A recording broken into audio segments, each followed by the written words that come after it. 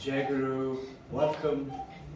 It's a wonderful Mother's Day and welcome to all the mothers of this universe. Without the mother, you and I won't be there, isn't it? Mom? So we have a happy Mother's Day today, and Sharda Ma'am is especially cooking for all of us. You know, Vivekananda says that as per ancient India, he says the only process of the realizations of the womanhood is being a mother. He says a chaste woman, other than her husband, every man and every woman to her is a child. To the whole world, everybody is a child. And there are beautiful stories on that. So today we are going to talk about the Mandukya Upanishads. You all recollect, and on the Mandukya Upanishads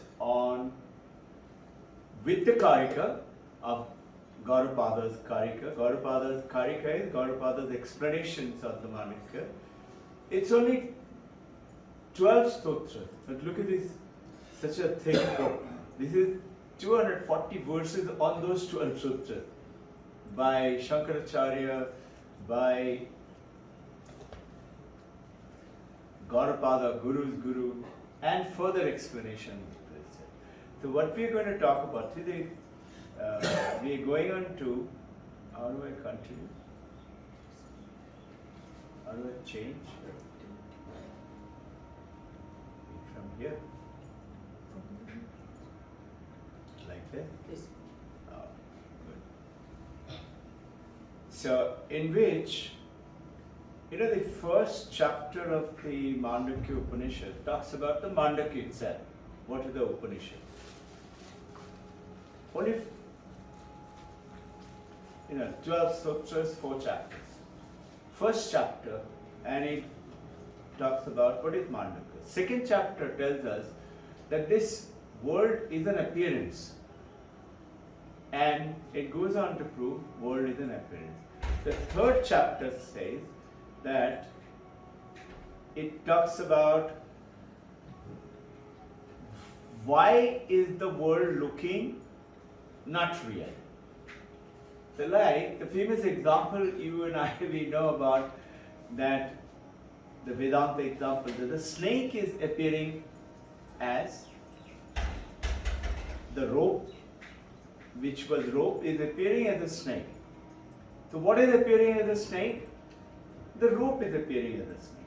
So now we know that through the Vedantic, and Vedantic very beautiful examples on which. So what is appearing in this world which is not real? What is that? And the answer is, as per Vedanta, all of us know now, we have been doing a lot of conversations on that. It is the Brahman. Brahman is what? Vast. Vast what? No limit. The moment I put vast something like a land, a country, or an ocean, it becomes limited. But when he said nothing, but just vast, vast is infinite, no limit. The Brahman is that, no limit. That Brahman, and as you know now through the Mandukya Karika, that the human existence has the waking existence, Jagrat, the dream sleep existence, Swapna, the deep sleep existence. These are the three. Deep sleep, there is no mind, no thoughts, nothing, and which is appearing as the deep sleep. And then Mandukya goes ahead and tells us it is the fourth one, which is the Turium, which is actually in us only, and we are not the waker, we are not the dream sleep, we are not the deep sleep, we are not. Though I said I was sleeping, I was dreaming, I was awake, I am listening, and I was in deep sleep. I didn't know what was happening. It's the fourth one. And the fourth one is the Turiya, as we know. Turiya is the fourth. It means the fourth.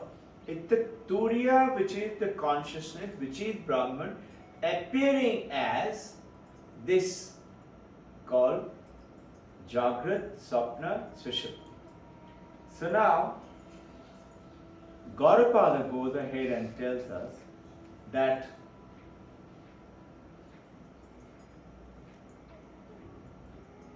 it is the samsara which is the problem. And what is samsara now? Samsara is the one which is our mind. The mind. Why is it? Why should we? He goes ahead and tells us, very simple.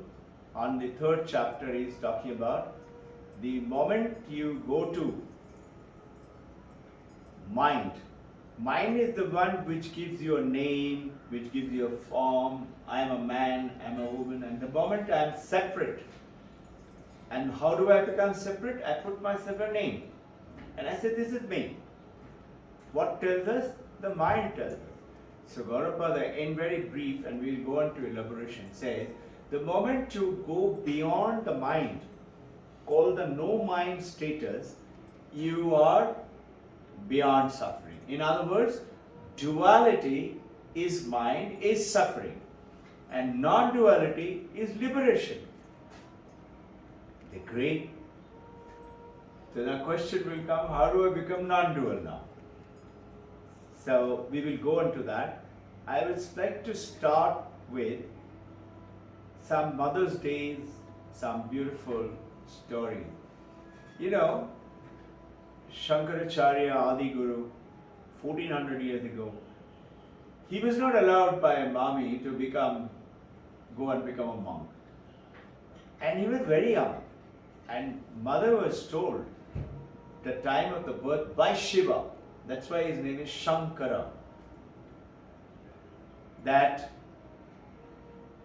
he will be either very rich and very good, live for 100 years, or he'll be a monk and bring great welfare to the world, but live for only 16 years. Which one do you want? Shiva asked mother in the dream, in the vision. So they, mother and father, deliberated a lot. He said, they're 100 years, but he'll be a pain in the neck. We don't want. It's okay to have 16 years, good son. So he was supposed to be 16 years. And just so happened, Shankara, 6-7 years of age, was wanting to become a monk. Mother wouldn't allow. Father was not there. He already left his body. And whenever he put up an excuse, mommy will come out with an excuse. No, how can he go? And who will take me to the river? Shankara, he changed the river, and the river changed its course and started flowing near his home. Why? So that mother doesn't have to walk too much. Meaning, this was his devotion to mother. And yet, he kept asking. Eventually, he played a little trick with mother, and a crocodile, while taking a bath in the river, came and caught him. And he was saying, mother save me, mother save me. And mother doesn't know how to save from a crocodile. So Shankara said, if you let me become a monk, then the crocodile will run away. It will not eat a monk. She said, okay. And the crocodile vanished. It was a little trick which Shankara had played. But mother said, no, I'm going to die. You are going and become a monk. You're the only son. Who's going to come and do Mukhagni? As per the Hindu rite, you have to put fire in the mouth. Who's going to do that? So he promised, I will come back. And he used to keep in touch by writing letters those days and sending messages through meditation. So she used to get the messages. And also, lady, she is not an enlightened lady, so she used to get also a little postcard. And eventually, her health became bad, and Shankara came to realize he was in Badrinath. And from there are no aircraft and all that. But he walked all the way, he reached mother, He was there for her until he finishes the last rite, and then he, in Srinagar, Kashmir, he made Sharada Peeth, your name. And that Sharada Peeth became the center for spiritual first training. And then from there, he established 4 corners of India, and he made 4 Shankaras. And his disciples became 4 Shankara. Today also it is going on. Kanchi Shankara, Puri, like that it is. And they call Shankaracharya Puri.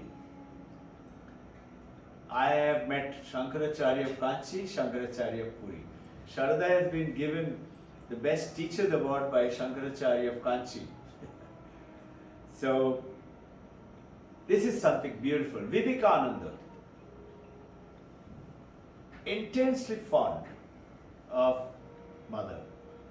And when he became a monk, he asked mother. And that time, Vivekananda's whole samsara, father not being there, father's brother cheated them, they landed up into a lot of financial difficulty. And eventually he got the boon from Ramakrishna Paramahamsa.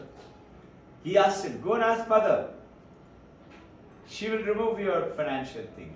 But he couldn't ask, all of you know that. Every time he went to ask, instead of asking for remove my financial problem, remove my food problem, he went in and said, give me jnana, give me bhakti, give me shraddha, give me devotion to you.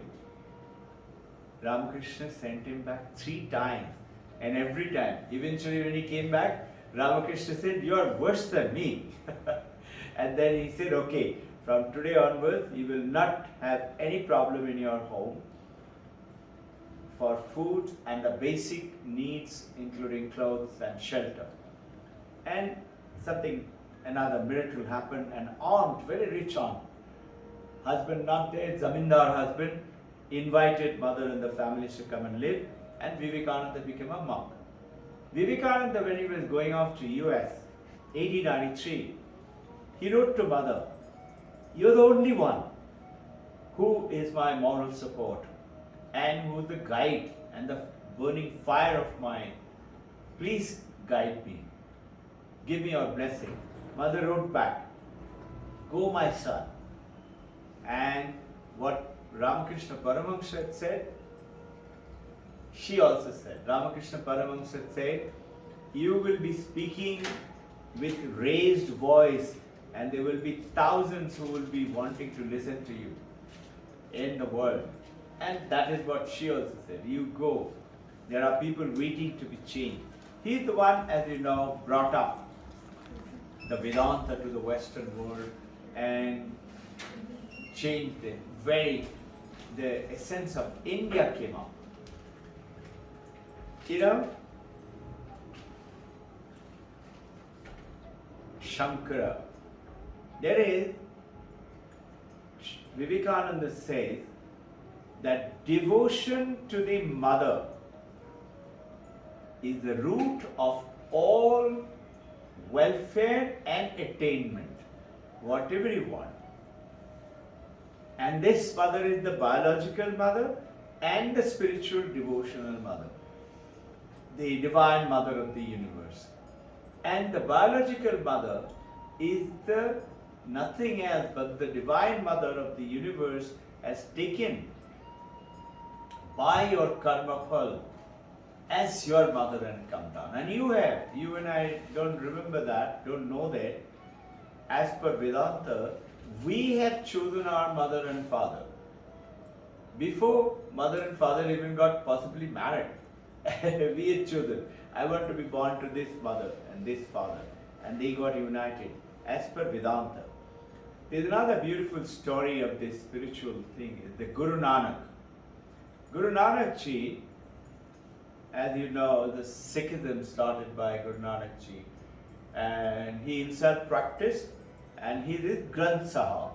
He said, Granth, the book, is the one that you worship. Guru Nanak Ji one day knew that the Islam is taken prevalent in India Tamilong, Genghis Khan, Babur, Akbar, Humayun, and then Aurangzeb and etc. Aurangzeb came and established Islam, and they were forcibly changing so-called the Hindus into Islam. And a lot of torture, they destroyed many temples, and Aurangzeb did all that. Not the other. Shah Jahan, Dara Shikoh, they were very fond of. Dara Shikoh is the one who named Upanishad as Upanishad, and he spread it to the world. He sent it to Germany, he sent it to Europe, this Upanishad, and from there, you hear many of the famous Western philosophers started to read about Upanishad. They didn't know till Vivekananda then slowly brought it to the world. So Guru Nanak Ji wanted to go and see what are they teaching. Everybody knows that the Islam, they're very staunch follower of the prayers. They will follow 5 times a day. Everybody does that. Correct, Irfan? Yes, 5 times a day. They will not miss a day. So Guru Nanak Ji went, and as you know, he from a very young age was totally devoted to Lord God.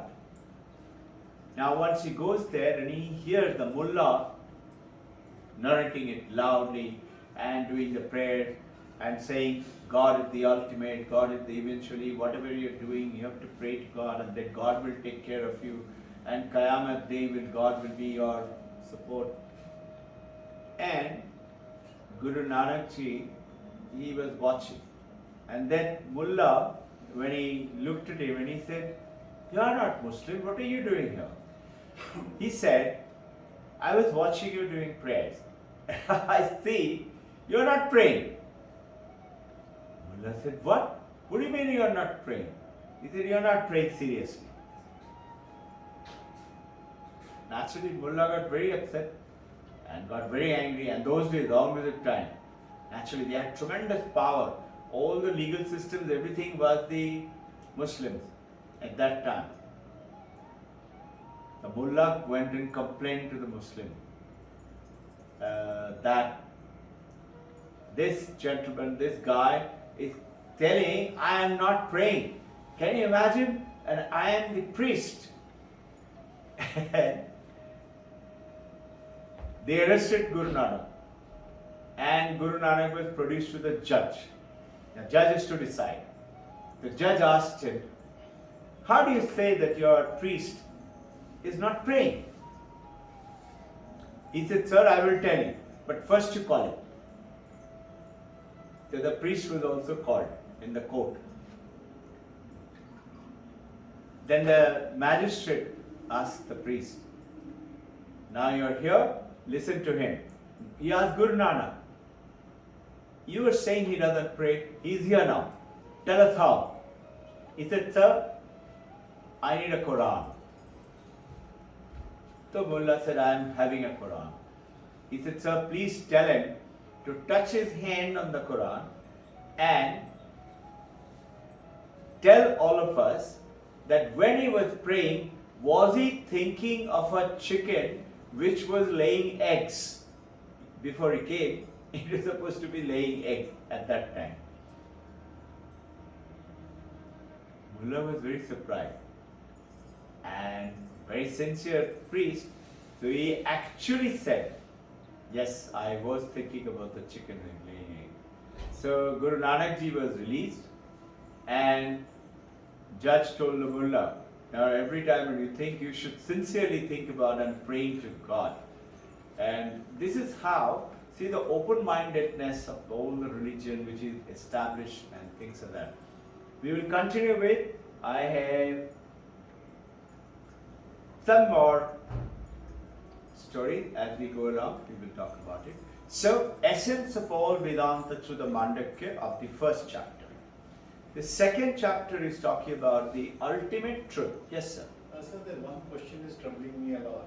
Slightly loudly, I got a lot of hearing in mind. One question which is troubling me a lot, I just wanted to ask, maybe a foolish question, I don't know, is about Vedanta only, what you teach. Sir, Mom, yeah. Sir, he has some question about the Vedanta, sir. Yeah. Yeah. Sir, up to the reflective consciousness, Hmm? up to the reflective consciousness, Yeah. I can understand is good, and it looks like yes, it is real. But when it comes to Tattvamasi, I am that. I have not been able to comprehend that as yet. Your I've question, not been able to grasp that thing as yet. how to realize I am that? I am that. Because From? one example you gave of sun and moon. Moon reflects the sunlight. That's what you said. So let me repeat your question. Yeah, Up to the reflective consciousness, you are clear. absolutely. And after that, Vedanta says Tattvam Asi. Yeah. How am I that? Yeah. Right? That- How to realize Yeah, that? and I'm relating that to the very this example what you give of sun and moon. Moon reflects the sun's light. Now same thing, moon you relate to us. Like we reflect the consciousness, moon reflects the sunlight. Now in case the moon starts feeling that I'm not the moon, I'm the sun. How to do that? Will that be right? Beautiful. Very good question. Will Vijay that sir be is right? doing a lot of reflection. But Yeah. they'll not be right because moon is a moon is not a sun. You know, how did the exam go? Good? Very nice. Come. Yeah, very good question. And Vijay, coincidentally, today's topic is that. So you are already doing. Tapyan sir, Vijay sir is leaving us and running away. How to do that? How to reach that? So what did Gaudapada say? Gaudapada says that it is to reach that. Go beyond the first, second and the third state of our existence, called the waking state, called the dream sleep state, to the existent state, to reach that Turiyan state, which is Tattvamasi. I am that. I am the Brahman. How do we do that? Is the question. So, we talked about the second chapter and the third chapter. It is the Brahman which is appearing. That consciousness, Turiyan, is actually the seed which is giving rise to that waking state, dream sleep state and deep sleep state. So, that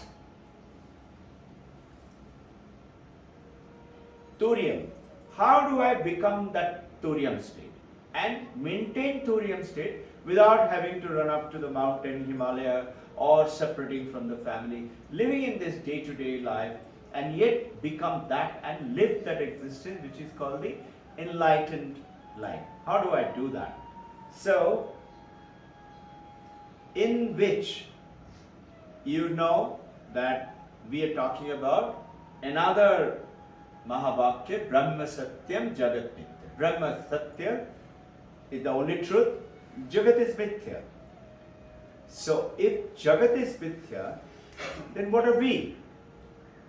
Jiva Brahmeya Varaparaha.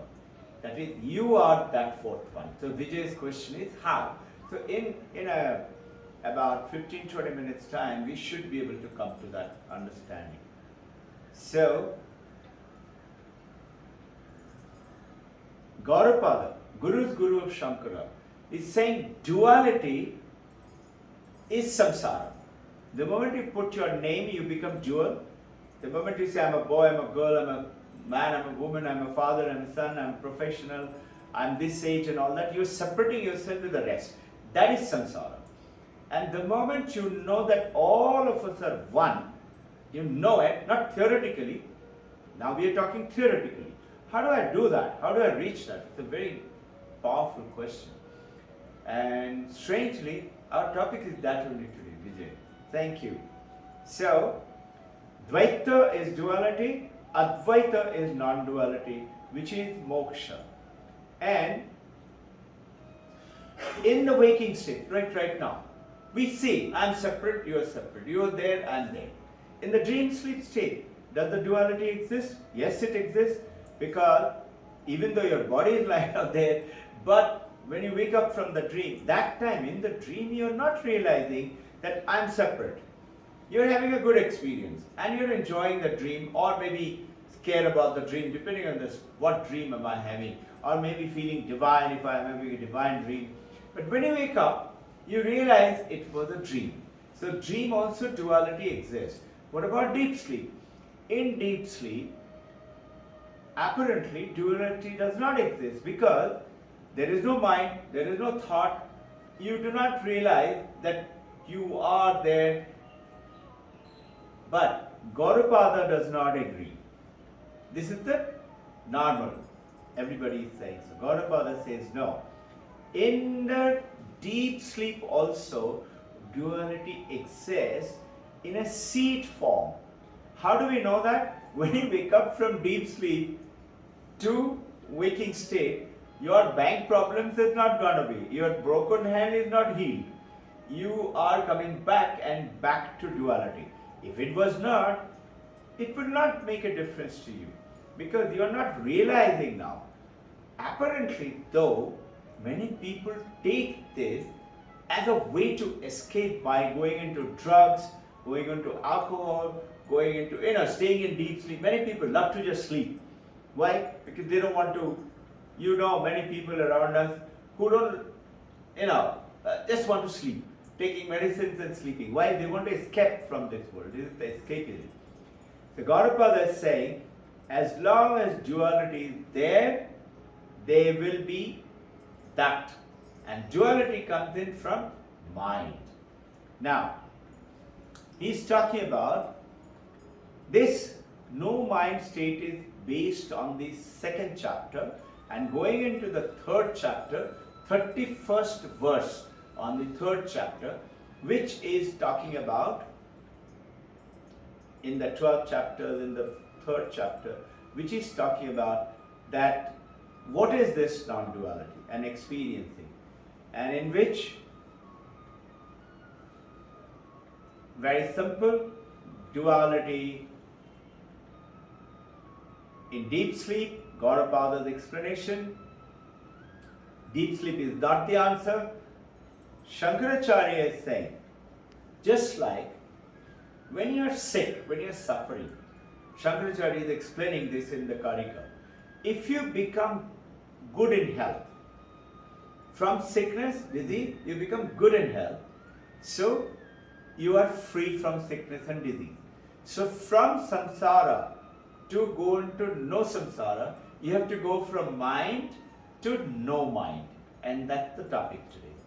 How do we do that? No mind is he says, attainment of health from the good health. Similarly, creation of duality is the attainment of suffering, and creation of non-duality is attainment of understanding, moksha, becoming one. So, today, there is another story. Gaudapada is saying, meditation or no meditation? Vedanta or no Vedanta? It's saying yoga or no yoga? You are experiencing duality. Understanding that and going beyond it with a certain process, you will go. Everything we experience is in our mind, and without the mind, no experience. You will say, no, there are things which I experience without mind. They like who? Like I'm seeing this camera. I'm seeing that flower. I see the mountain. How? The mountain is not entering my eye, but light falls on it, experiences through the cornea, through the optical lens, and it goes into, through the brain. Brain sends tiny particles of electricity into the mind, which now, this is what the neuroscientists in the Western world cannot understand till now. How does the mind make that flower or the mountain just by tiny electrical particle of electricity? What happens? Because through the scan and things like that, they come up to the brain. Brain, they know that it's sending static and electrical to the mind. But how does the mind know it now? And this is what is the Vedanta explaining, that through that Vija Avastha, you are becoming duality. We talked about already the 31st verse and the snake and the person. The moment the non-duality comes in, all right, okay, non-duality comes in. How? So this is the beautiful, that 31st verse. It says, Mano drishyam idam dvaitam yat kinchit sacharacharam Banasyo hi amani bhavi. Your answer. Dvaitam naiva upalabdhati. The moment mind, you go beyond the mind, you do not have any duality now. Because you are now into that. Okay, but how do I go beyond mind? That's the question. How do we do that? Now we'll continue. The no mind, duality no longer exists, and the seed of duality exists even in the deep sleep. So in everywhere, whether waking state, dream sleep state, deep sleep state, seed of duality is there. And it being apparently is the biggest of the suffering and the trouble that we are facing. Why did God give us this? So that the effort that you and I have to make it to go beyond it is why the doubt is already coming. So we all are already in the process of going to that. We will reach. So meditation or state of samadhi is not the answer. Because during the samadhi, yes, you are at no mind state. You are in samadhi. Mind is gone up to sleep. Deep sleep also. But there is a seed avastha. Seed avastha will come back as you wake up. Whether from samadhi. So Ramakrishna Paramahansa's hand was broken, he went into samadhi. But when he came up, hand is not released. Or whatever the problems were existing at that time. So now, everything we experience is through the mind. So without the mind is called the no mind, is moksha. This is understanding from the Mandukya Upanishad now. Now, looking at the flower,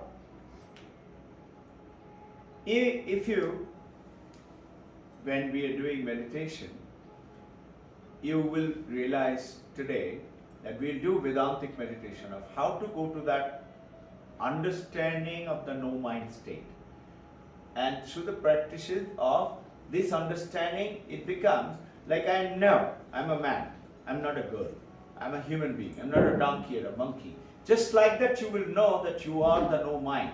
And the moment, more and more that you know that you're the no mind, you get tremendously empowered, and this mind state starts to go away. How does that happen? So, that demonstration we will do during the meditation. Now, Gaurupada going ahead and making another beautiful spiritualizing the mind. No mind means you spiritualize the mind. The mind is being spiritualized. How do you do that? He is going Atma Satyana Bodhena, meaning know the truth, which is the before we talked about Manusu Drishyam Idam Daitam. The moment Yat Kinchit Sacharacharam, the moment you understand it, and Manusu Hui Amani Bhavi, the moment you go beyond the mind, Daitam Naiva Upalabdhati. Alright, we understand the message. Now, here he is giving the answer. Atma Satyanubodhana, when you know the true truth about your soul, your spirit, your Atman, your fourth state, Turyam. Nasankalpa yade yada. Avanestam tadayati graham bhavi tadam gata. It's talking about that no mind means that you spiritualize the mind. The mind now reaches a status where you realize I am not this mind. So what in the meditation, remember we do that practice, I am not this body. Because I am not changing. I was a baby. I am a grown up. I am an adult now. I am old. I am sick. Body is growing. But I have remained right from the tinihood. I, from the morning, my mind has passed through so many feelings, so many doubts, so many aspirations, so many hatred, so many love, so many yes, I know, I don't know. I know, no, no, I don't know, I don't know. Mind is changing all the time. But I am remaining constant. So, understanding logically now, proceeding towards, that according to Gaudapada is saying, meditate on in the mind, this is Paramahansa Ramakrishna saying. He was asked this question by Master M. How do I develop that state where my mind is always in God or in Brahman or in that fourth state, Turiya, whatever, different name? How do I reach that? So Paramahansa Ramakrishna gives a beautiful statement. She says, always sing the glory of Brahman, of God. Sing, talk about it. Second, meditate. Dhyan kurbe, mone bone kore. You all have heard this. Meditate in the forest, in the corner of your house, and in your mind. All the time, be in that meditative state. And this, the moment you do that, something will happen to you called Viveka will take birth. Viveka, discrimination, which is why Vivekananda is called Vivekananda. Viveka will take priority over and Vairag will come in. It will happen to your mind, which will get purified. Like we wash our clothes, the mind is going to get washed.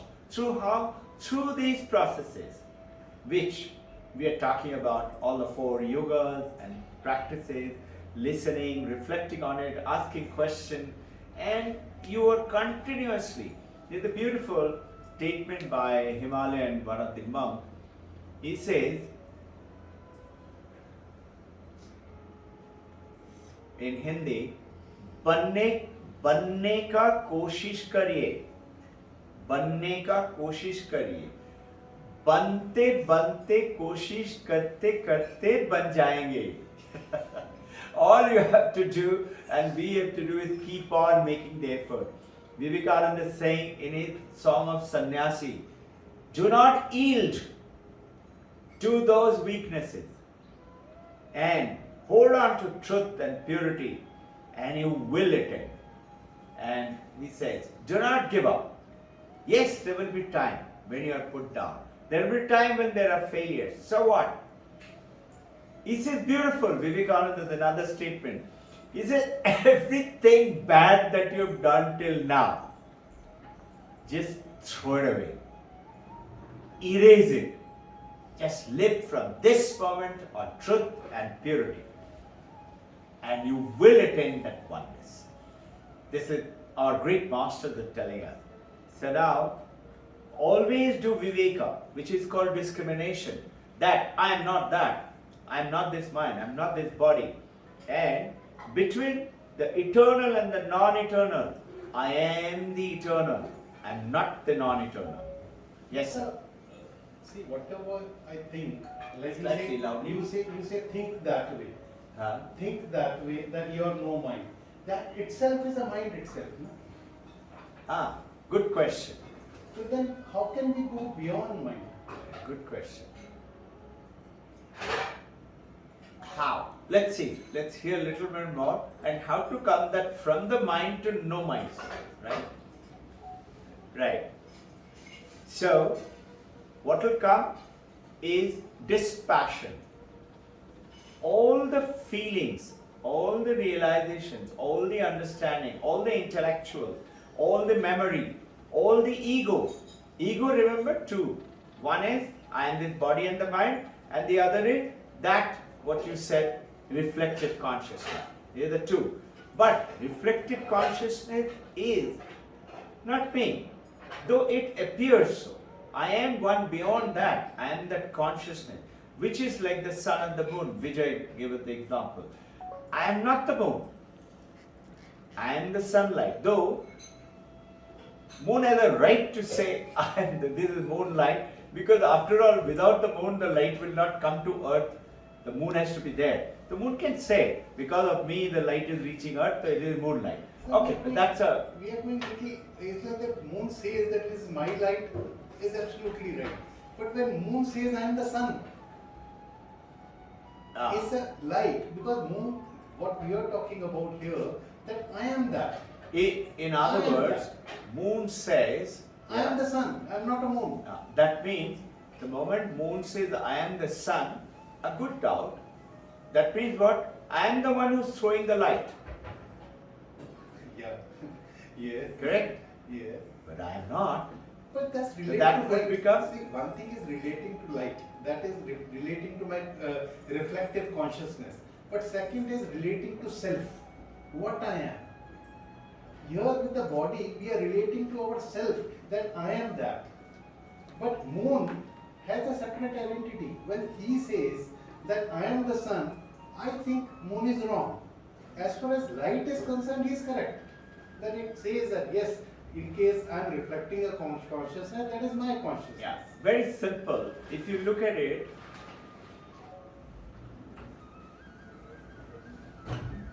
why is it we say I am this body? Why is it I am saying I am this mind? Mind. Why is it I am saying I am like that? Why? So that is called the illusion, which is Maya. Moon is saying a very good point, a different angle, but a perfectly powerful point. What happens if the mind says, look, I am the sun, that I am the one who is throwing the light? So it's an illusion. It is not the truth. So it is neither the truth that I am the mind or I am the body, but I am saying so. This is what is called the ignorance. The ignorance of the moon is saying I am the sun. Ignorance and you and I say, I am God. You follow me. Many people do that, no? I am the God. I am the incarnated God. And disciples also try to do that and make a lot of stories about, he did that and he did that. Those are what? Those are mysticism. Mysticism, they can do a lot of things. You will also very soon, you will be seeing that you can also do a lot of things which are not really your power, but you would come to realize, and those are called Siddha. You attain Siddha power. But Siddha is, most of the great masters, Ramakrishna, Shankaracharya, they say, don't even come close to it. You will get power, don't fall for it. Use it only for the good of people, mankind. You will get the power, yes, use it and help them. So now, understanding how to get out the very good point, illusion, the Maya, the ignorance. Which is why moon is saying, I'm the one sending the light. I'm not. I'm getting the light from the sun. It is like, what's called plagiarism. I copy paste it from somewhere in the net or a book or something and I say, I have written it. You all know in an IB are told academic honesty, meaning realize this, it has to come from your mind, your brain, right? Okay. So how do you do that? Vairag. When you come to the Vairag, so how do you do that? Very simple. Atma Satyanubodhena na sankalpa yada yate yada avanustam tada yati graham bhavya tadam graham. Sanskrit, it is explaining that once you accept yourself as Brahman, know it, accept it. I am not this mind, I am not the body. Once you accept it, theoretically, just by knowledge, I am not this. Why? I am not believing it. I want to experience it. Believing is what? Again, God is in the heaven, etc. No, don't have faith, but know it. That look, great masters for thousands of years is saying, you are not. So once you accepted yourself as Brahman, no more something will happen. Desire will come to you. And what creates the mind? Desires, desires to action, and action to karma, and karma to back again desire, and we go on to that cycle. Birth and rebirth and birth and rebirth and mind and reborn. The moment you accept yourself, and this is what he says, is again, I put it into Atma Satyanubodhena na sankalpa yate yada. Your mind is not going to be deluded anymore, because you will know, I accept myself as I. Not that small I, that big I. I know. I cannot realize it, I cannot feel it, but I accept theoretically I am that I. I am that I. Because of which, that I-ness, I experience the whole world. Through the brain, through the mind, through the five senses, yes. But if that consciousness, that I did not exist, I will not realize anything. Okay? We have spoken about it. No more desires to grasp. Suddenly you will feel, I have enough. I'm okay, I'm peaceful. Some of those things you say, Vijay, you sometimes say, I feel very happy. What is that? It's the glimpse of the Ananda.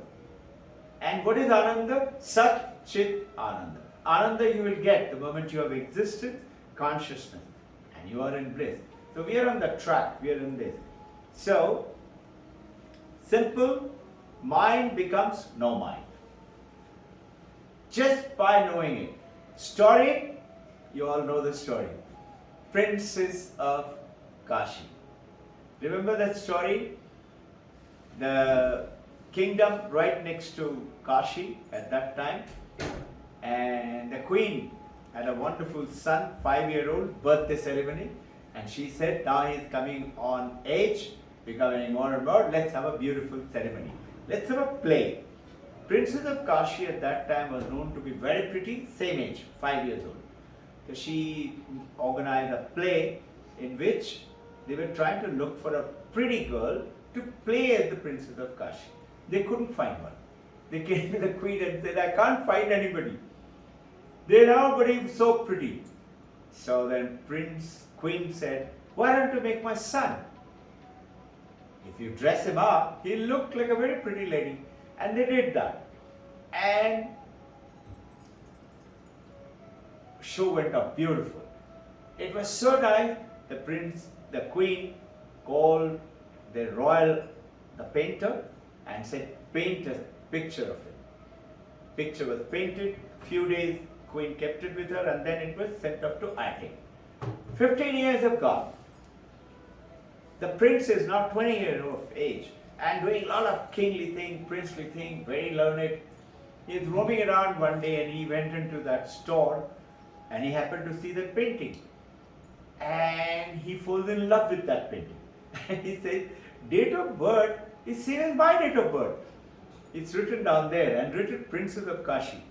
So he falls in love with her.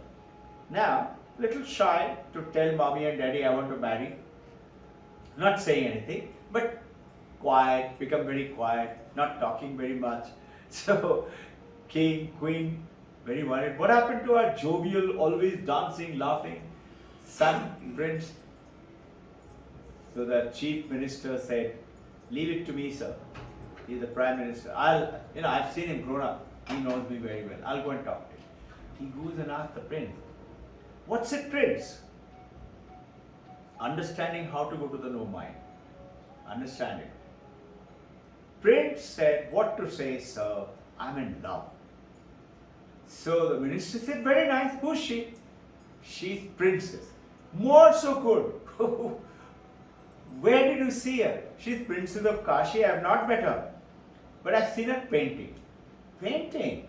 Really? Where? Come, take me. So the prince takes the minister, and minister starts to remember. 15 years have gone by, and as he sees the painting, he remembers everything. The prince doesn't know. The minister knows. The minister said, Prince, you better sit down. He said, why? This is not Princess of Kashi. He said, whoever it is, I want to marry her only. I am in love with her. See, I am in love with this body, I am in this mind, I am in this, I am this. I am in love with this. Now, the minister tells, no prince, you know, and tells him the whole story. How Queen ordered the painter, and painter made a painting of you. Tattvamasi. You are that. Now understand, the moment he realized it, understood it, known it to be a fact, he didn't say, whatever it is, find another girl like that. His desire went away. So what is it? Na sankalpayate yada. And amano tadayati graham bhave tadam graham. Immediately his desire left and he is relieved of his desire. The moment desires leave us like this, but just knowing, you will find detachment will come in and you will go beyond that illusion called I am the mind, I am the body. And the mind saying, I am the one who's sending, I am the sun. I keep saying, I am Brahman, Aham Brahmasmi. Keep chanting. You all know that story. I mentioned it last time. Janak Maharshi and Ashtavakra, both are doing meditation, practice. And Janak Maharshi's guru is Ashtavakra. And they are doing Advaita meditation, in which Janak Maharshi is chanting Aham Brahmasmi, Aham Brahmasmi, Aham Brahmasmi. Apply this now, story now. So Ashtavakra heard that. So he only had one danda and one lota. So he kept saying, Danda Pani, I am Danda, I am Pani, I am Danda, I am Pani, Danda Pani, Danda Pani. He started saying like that, hi, come. And, champion, good to see you.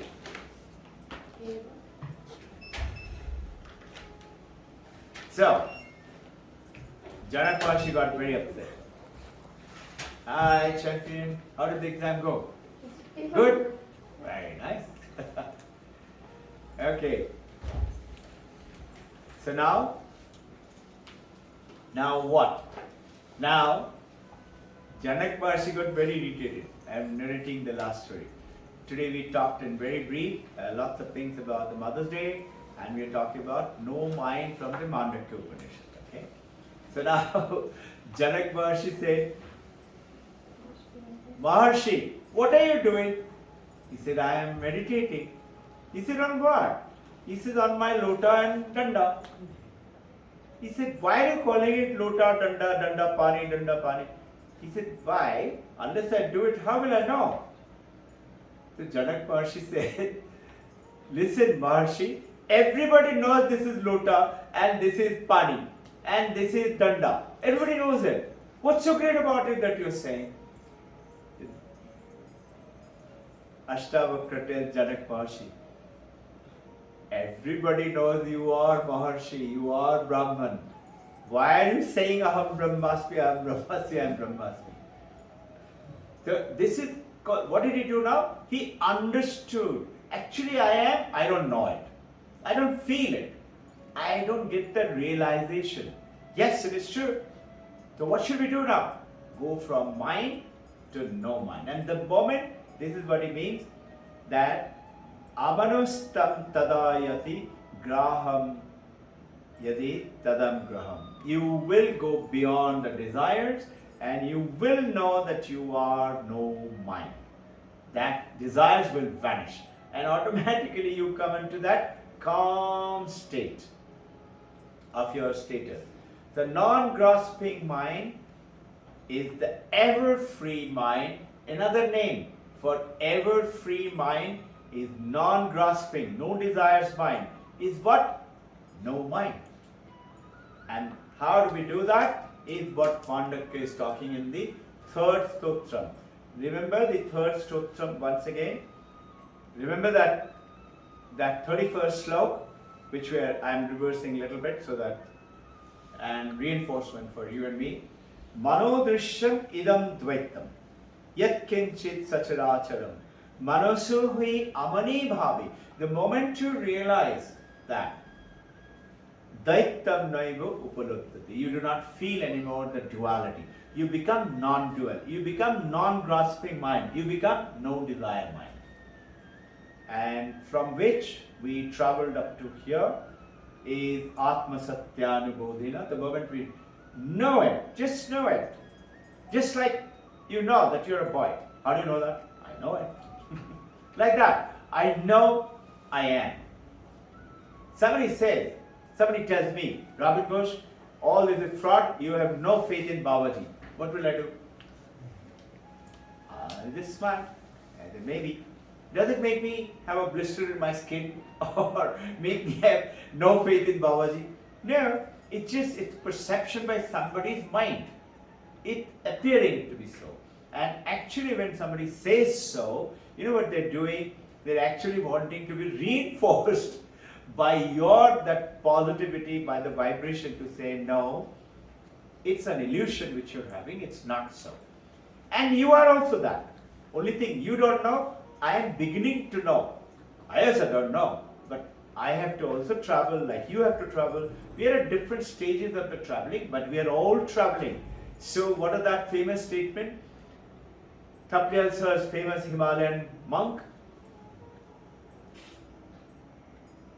Don't yield to temptation. Bante chalo, bante bante ban jaoge. Just have to keep making the effort every time, and you will attain that. And graham bhavi tadam graham. In going into that. So, Gaudapada, I shared with you all, is that did not agree with this, and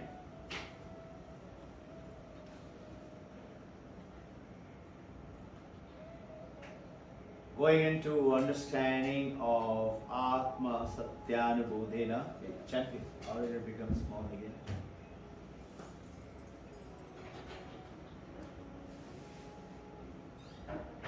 Thank you. So, very simple. Very good question. You all missed wonderful question by Vijay sir. Once you accept, mindfully accept,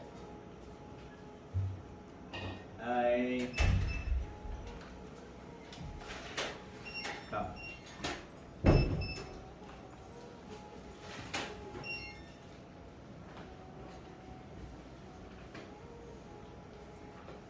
Once you accept yourself mindfully, have you noticed? I'll give an example. In the morning, somebody who helped me out, she's pretty old, but she loves to do this work. And while doing, she's not doing mindfully. You know that mindful meditation? She's not doing mindfully. She's lighting the diya, and then after lighting the diya, the burning stick, you know, after the flame goes away, the stick is still burning, no? She puts it, let's say, on this, on that, or on the top of the table. If you look at the table, you will find a lot of burn stick mark. I keep telling her, champion, what are you doing? You're marking that. Once she put it on the, you know, that painted wooden thing at the bottom, and you will see that there is a beautiful mark. I have to get it repainted again. So this is what, not mindfully doing it. So what is it saying? Once you accept yourself mindfully that I am Brahman, I am the fourth, Turyam, you will see that no more desires to grasp for the mind, and the mind becomes no mind. It happens. How does the flower become full bloom? It happens. This is the nature, the cosmic energy. It is the Satyam. This is the truth. It will happen. Body will grow. Whether you do anything or you don't do anything, body will grow. Mind will have suffering, have sickness, have disease. Mind will also be peaceful and happy and joyful. Our intention is what? To be always in that blissful state. We don't want the samsara. Samsara comes from what? Duality of mind. The moment we go beyond the duality by knowing and practicing, bante bante banjavi. And once you learn the truth about yourself, just like the princes of Kashi, once he knew the prince that I am that one in the picture, I am the one, this Babaji, Divine Mother, etc., and I, there is no difference, or you. That is there, but the difference is only when I align myself with this mind, with this body, with the age, I am separate from my father, from my mother, from my husband, from my wife, and everybody else. So non-grasping mind becomes free. So, a beautiful statement by another Himalayan priest, monk. He's saying,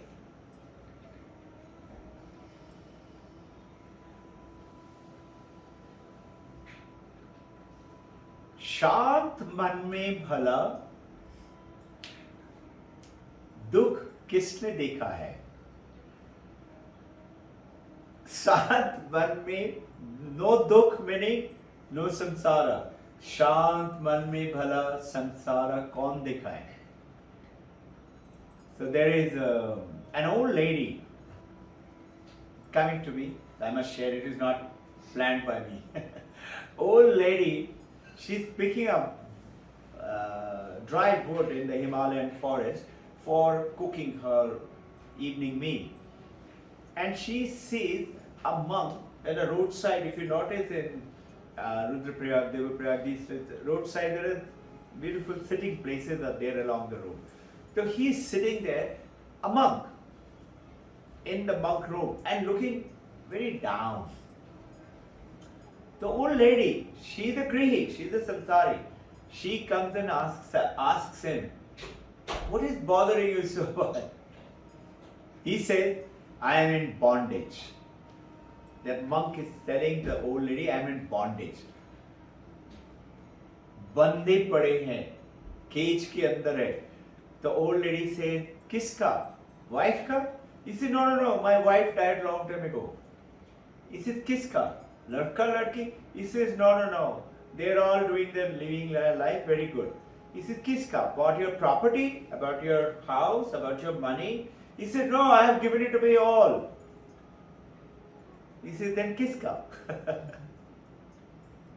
He says, I don't know. So what is that? That is that mind which is making him feel I am in bondage. So the moment this is why the practices are the... So there is that story about that everybody in the riverbank is watching flooding river and carrying a lot of damaged properties and things like that and flowing down, and they're all watching. That village is not flooded, so they are watching safely, flowing very rapidly. I used to see it very often. We were living in the riverbank, including dead body. You'll see so many times we have seen 6-7 dead bodies floating by. We used to report to the corporation, and they will grab them and do the cremation. And this one guy sees a beautiful rug, black rug going down. So he dives inside. So why should a rug be wasted? He goes to catch the rug. I was sharing this story with Shadamam this morning. He goes to take it, and he didn't realize it was not a rug, it was a bear. And the bear suddenly found something, he grabbed hold of it in a bear hug. Now the guy wants to throw away the blanket and run away back to shore. Bear is not leaving him. The guys from the bank is saying, "Kambal ko chhod dijiye." He said, "मैंने तो छोड़ दिया, कंबल नहीं छोड़ रहे." This is what happened. Habit. When you make a habit, you will find that the habit will automatically take you from that step, bante bante. You will attain that status. So,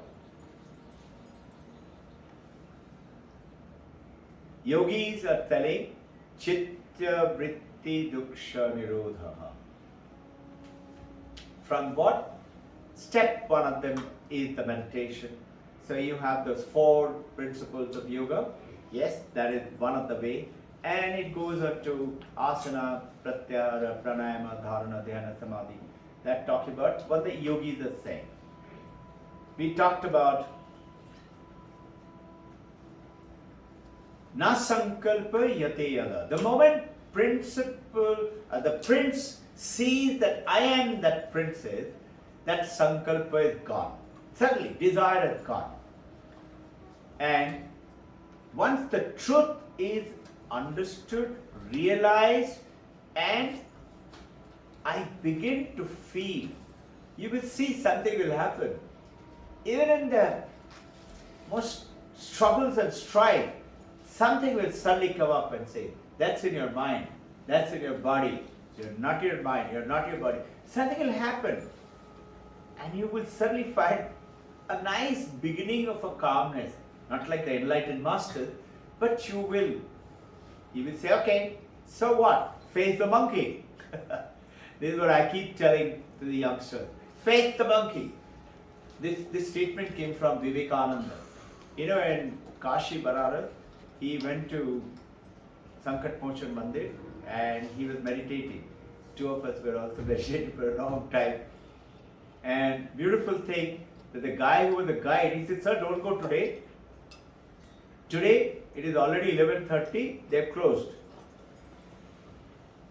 Something told me, I said, no, let's go. Doesn't matter. If it is closed, okay, we've got a car, we'll go to somewhere else. We go there and we see it is open. And so many people were walking in. So once we walked in, the guide was also, either the guide was telling me a little story or for whatever reason, it was not closed. And so happened, we reached around 12:15 and they did the prasad for Sankat Mochan, and it was offered with a various song, dance, drama, all that stuff was happening, and we were meditating, we could hear all that, and after that they all went away. Prasad, we were also authorized for the prasad. Something very nice happened. So this ticking on, something will come and will tell you, no, you go ahead, don't worry, this is the direction, this is the line, something will happen. So once you learn the truth about oneself, mind does not create desires. And non-grasping, ever-free mind is no mind. Swami Vivekananda, he is talking about that Viveka is from whom his name was Vivek Ananda. He said, once it dawns upon you, it is there. Only thing, you start to begin to feel that Viveka. The moment you start to realize, Vairag will come. If you notice, some kind of Vairag come, supposing you're crazy about chocolate, crazy about money, crazy about property. And we generally want more money, more property, more chocolate. The moment you know you have enough, suddenly a distance comes within you, your mind, and that desire. Covered full of chocolate. Sharada and I don't think we have eaten chocolate for God knows, maybe 1 year. Maybe somewhere there. It is there. And I used to be very fond of chocolate. Just like I used to have dreamed, when I earn money, I'm going to buy only chocolate. I started doing it also. Today, it is gone away. So now, the understanding of this is, the moment you wake up, you have Viveka. That waking is the process for which is this journey. And you realize it is only a dream. Once you fully satisfied with chocolates, because you are full of cupboard of chocolate, then it's vairagya come to you for chocolate. Mom, you have to help me. First he has a desire of chocolate. He get full cupboard of chocolate. After getting that, now he don't have a desire. But after getting, not before getting, right? Sir, ma'am, she asking, sometimes we have the desire of the chocolate. After you getting too much of it and keeping it, after that you don't have any desire. But not having any desire is exactly after you have it. See, it's a very good question, and it's a common thing, most of us feel so. But the truth is, giving abundance does not kill the desire. It just so happened to us, but it doesn't mean I have gone away from the chocolate desire. Chocolate desire still, once in a while I ask her, give me some. I may not have asked her for some time. So it is reduced a lot, but it is not gone away. Gone away will only happen when you go desire less. That is what? When you go beyond that mind. The mind is the one which is creating desire, desire to karma, karma to action, action to karma, and it circulates all the time. So, answer is not to put out the fire, put cow ghee in it. It will burn more. And desire will burn more. And when it is burning more, burning more, burning more, maybe it will happen that you say, it's okay, now it is enough. Which does happen to all of us. If you notice, all physical pleasure, I'll give you a crude example. Sensual pleasures, or let's say, love to eat pizza. They would all love to eat pizza. You give them 10 pizza, giant, king size, family 10 pizza. They're all thrilled. And they're all eating. 1, 2, 3, 4. Mommy says, so and says, hey, listen, why have you stopped eating? I have brought 10 only for you. Come on, you have to eat it. He said, not now, Mama, I'll eat it for dinner. No. I brought it for you. Come on, I love you. Eat one more. He'll eat one more. After that, if you try to force him, he'll run away. So, apparently, apparently it does. But the desire for the pizza is not gone away. At that moment, it's gone away. But it will again maybe take rebirth and come back. And this is what is happening with that grasping mind. It may be temporarily gone, but it is not totally gone. Does that answer your question? It is answer now on that. But how to and then we will with desire mind? How can we become desire mind? This is what we discussed a little while ago, and we are continuing to do that. Is what I took out the sloka says the moment how to. It was the same question. Vijay is right in the beginning. That Vijay's question was something like yours, a little, I would say, a little more advanced. He was saying, I've realized that I am that reflective consciousness. But what happens, I know that I am the moon, I am not the sun. But what happens, two questions. One was, moon says, no, but I am sun. The reflective consciousness says, I am the consciousness. How do I reach that consciousness? And yours is also, how do I do that? So this is, it says, Atma Satyanubodhina. The moment you understand, know it, like I'm a mother, I'm a girl, I'm a father, I'm a boy, I'm a man, I'm not a donkey, monkey. Teacher may call him Gada. It doesn't mean I'm Gada. So, the moment you know, this is all the Mandukya Upanishad's truth is Jnana Yoga. You understand it, you know it. So like, one is desire for Alfonso mango, give him Alfonso mango. The other one is said, okay, this is how it tastes. Alright. Suddenly, that craving to know about that Alfonso mango will reduce to go away. And if you like it, it may come back again, and soon you will realize, it's okay, I'm pretty happy without it. So, Atman to Anatman. Yes, sir. Sir, what you're talking about, like no mind state, like whatever we are thinking, is there any other way to comprehend? Louder, is there any other way to understand except from the mind itself? Is there any awareness to? Is there any other way to understand other than the mind itself? Like with whatever we understand, like even if we say I am that, is it not only a mind game?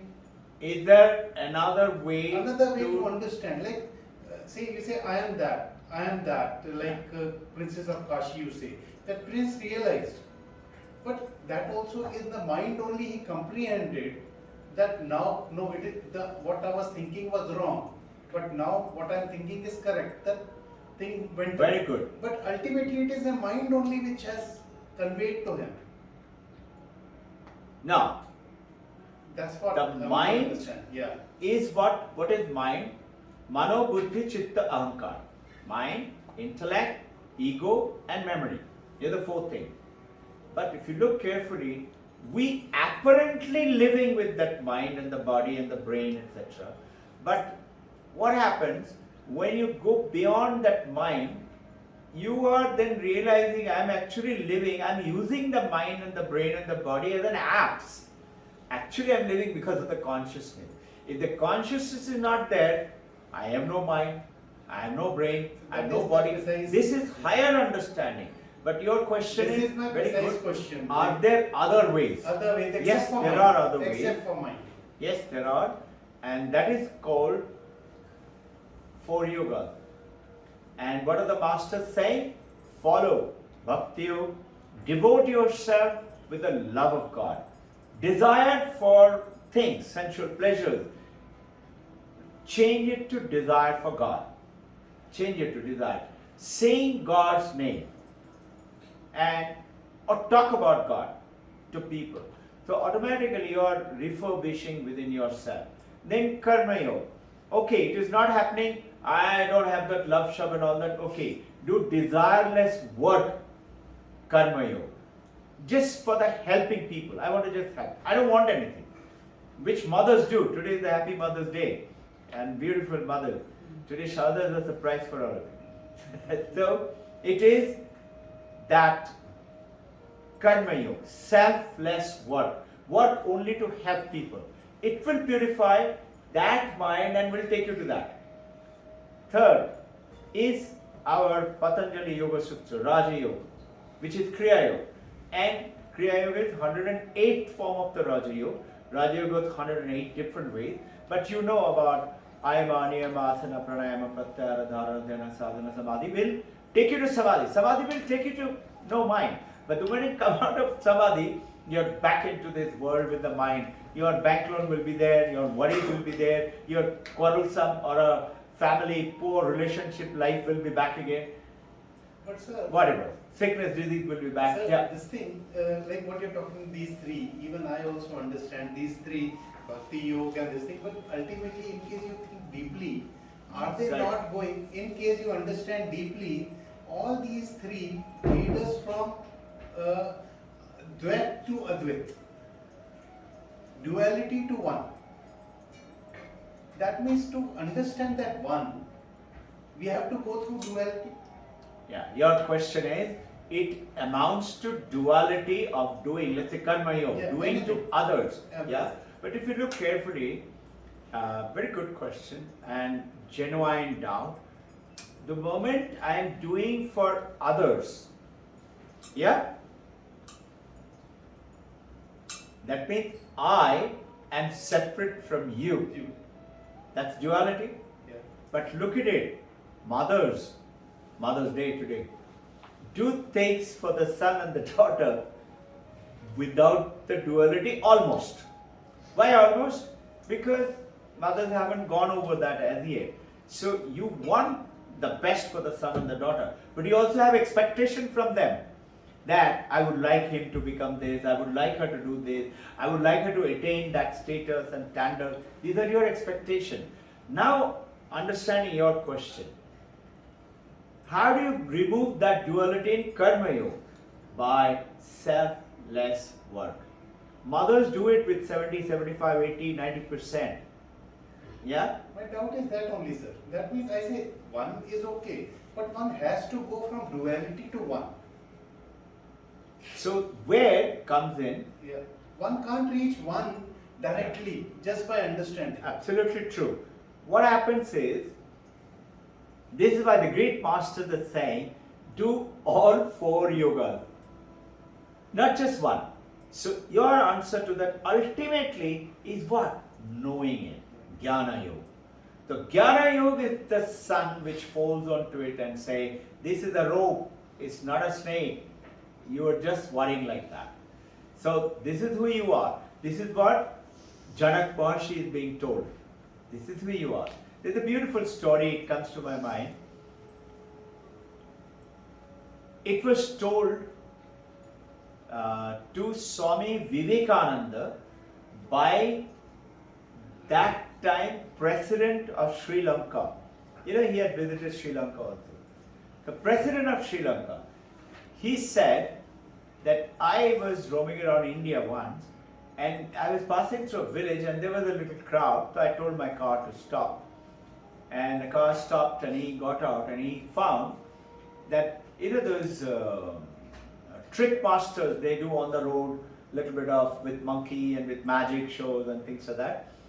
And he had a girl with him and he did some magic shows and all that. And after that, the final show, climax show was what? They were rods, bamboos, on which young girl, must be 15, 16 years old, sat down on those rods, right? She went into meditation, into dhyānastha state. Must be very good. And now the magician kept removing one stick. This is Vivekananda's story. He's going and by the way, that story is in this book. Stories from Vivekananda, what he utilizes. He said that the president of Sri Lanka says he removed one by one till the last minute. The girl was sitting without any problem on one stick. Imagine somebody meditating, sitting only in a bamboo. And he said the magician removed that stick also. And she was still sitting. So the president who was there, he gave a signal to his bodyguard was there, and those with bodyguards were having sword. He took the sword meaning now without the cover, and he took the sword and underneath the girl he did it like that. Meaning whatever is inside it should cut through. And the president saying, I was shocked to see there was nothing. Now how do you explain that? And this is what India is famous for. There is Paramahamsa Yogananda is talking about a story in his autobiography. And his name was Hari Maharaj. Hari Maharaj used to do meditation, and once he demonstrated to Patiala Maharaj. The Patiala Maharaj, he was meditating, he said, I can live without food, without water, without air. The Patiala Maharaj said, okay, you sure? He said, yes. They put him into 30 feet underground you can read that story, on a vault. He was there, put there, and they sealed it up. And waited for 30 days. After 30 days, when he opened that, and Paramahamsa Yogananda says, this is India. And he came out and slowly he recollected. I have seen this, you all will be surprised, in Believe It or Not series in the TV, sometime back. An American, he was an Afro-Asian American, okay, meaning a Negro-white combination. Quite tall, 6 feet. He went into ice box which is about this big. Oh, huge box. And he went into sitting meditation. And then they filled up that ice box with ice. Ice went right up to his nose. He was sitting in that ice, covered all with the ice. For 6 hours they showed it on the television. And slowly they removed the ice, and slowly he was still in meditation. And from there, it was difficult for him to open his legs and things like that, but slowly they brought him out and put him on the bed and slowly check his blood pressure and all that. Medical assistants all were there. He's perfectly okay. So this is what it means, that your body, your mind is controllable by so-called your true you. that I. And yours and I journey is to practice all this what we are doing. Listening, asking questions, reflecting on it, asking more questions, and making it what? Knowing it. Becoming a knower now. A knower is the one, he says, Atma Satyanu Bodhena. Bodhena means not experience. Very carefully, Gaudapada has used that word Bodhena. Bodhena is Upalabdhi. Upalabdhi is not experience. Experience is touch, taste, smell, taste, etc. 5 things. Upalabdhi is inner feeling, knowing it. And this Nasatyanu Bodhena. You will automatically realize that this is the truth. So going ahead with it.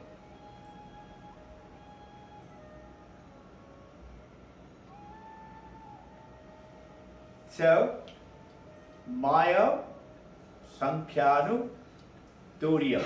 It is the Maya which makes us away from the Turiya. Maya is of the body, of the mind, of the name, the property. It's that illusion of the body, etc. We have to go beyond that. How do we do that? Just by very simple practicing of those practices, and you will certainly realize that you will have the viveka, no second, only one. And that only one is like we are all little waves in the ocean. And the wave now not becomes calm. Becomes calm, I become the ocean. I become giant. Mystic experiences you will have. You become the ocean. You have the depth of the ocean. You have the huge horizon of the ocean. But you're still limited. But when you realize I am the water, I am not the wave, I am not the ocean. Now you are beyond limit now. You can be the bubble, you can be the froth, you can be the wave, you can be big wave, small wave, you can be the ocean. And now what happens? Not only just be, you now realize all these waves and I, we are not separate. We have one. That is non-duality. That is Graham. You know about the snake, you know about the pot, and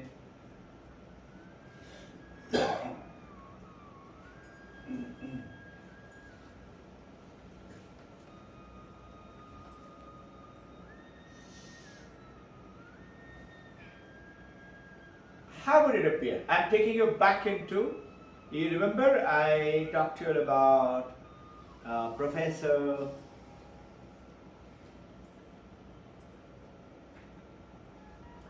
Ludwig Winston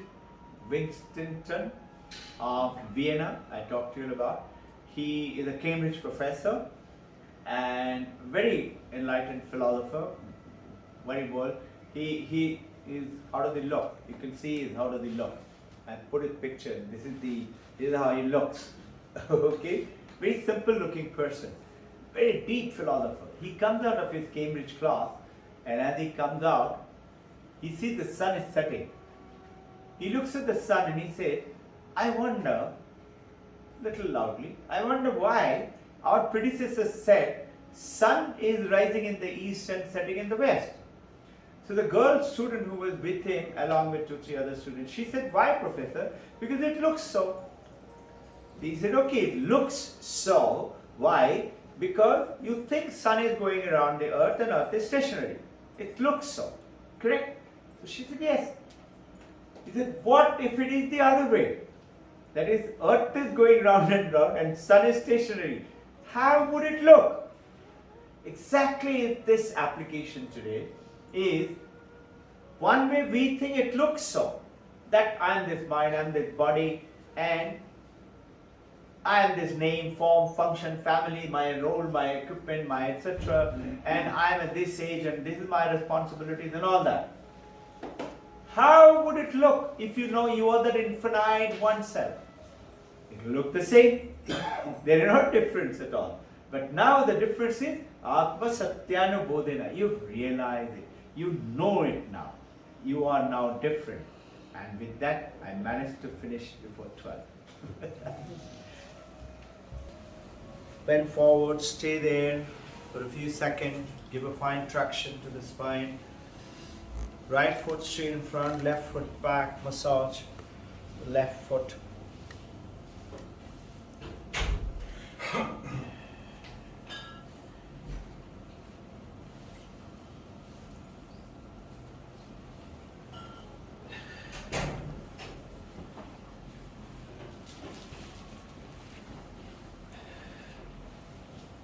And pull the left leg toward the chest and bring the upper body forward.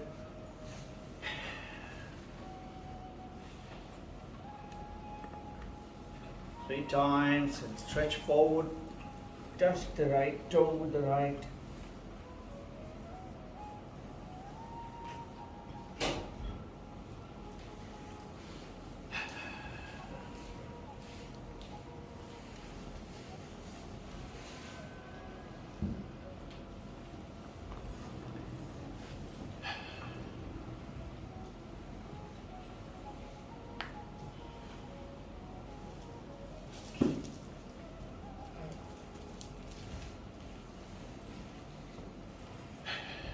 Settle down. Today we'll start with a little yogic exercise. These are the exercises of mindfulness meditation by the Buddhist lamas with the do. Keep your back straight. Chin palm to the ground, neck straight, shoulders square, sitting properly. Relax, not rigid. At the same time, not slump. Now,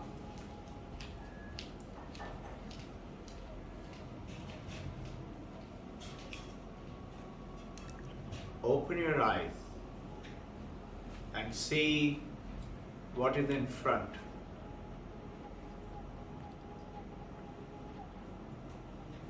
What you notice. Close your eyes. Notice the world that you could see with your eyes is certainly gone blank. Now you're seeing it with only in your mind, with the vision, but without the eye. Open again. Notice what you see is an object, anything in front, and that object and you or the subject are different. Object and subject are different. You are the subject and the object is in front. Close your eyes.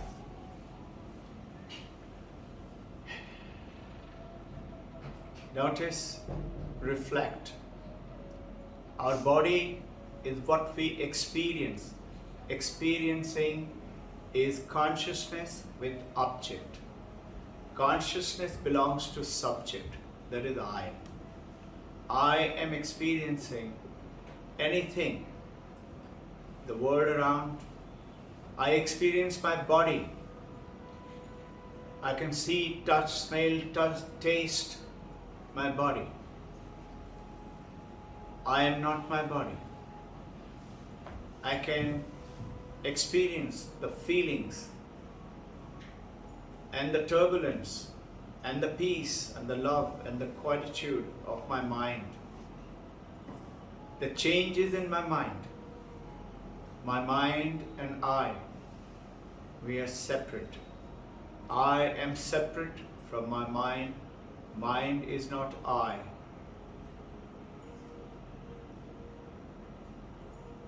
Take simple breath. Feel the breathing through the nostril. Coolness as you're breathing in. Coolness as you're breathing out.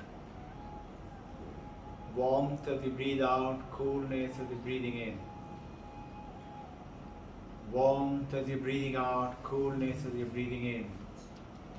My breath and I, my prana, we are not one. I'm not my mind, not my breath, not my body. Now, you recollect from the earlier experiences and what Vijay sir was talking about, reflective consciousness, that is the moon and the sun. The moon, the reflective consciousness, gives us awareness. Through the awareness, awareness is the thread through which we reach the consciousness, that is the sun. We take the journey through the moon to the sun, knowing the difference. To know the difference, we need to be aware of. To start with your eyes closed, raise your palm to the shoulder level, pointing straight in front. And now turn them inside. Now feel, not touching, palms are not touching, but feel, be aware of the awareness of the palm.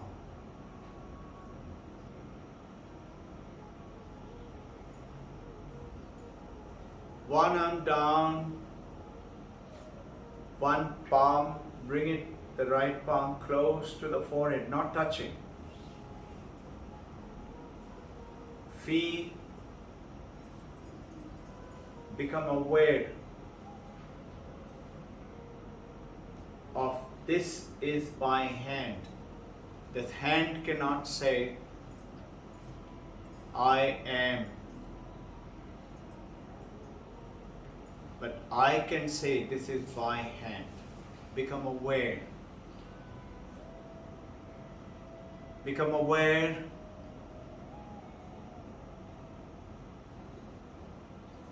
of the forehead between the eyebrow. Just be aware. Good, bad, turbulent, non-turbulent thought process, happy thoughts, good thought, divine thoughts. Just be aware of the skin of the forehead.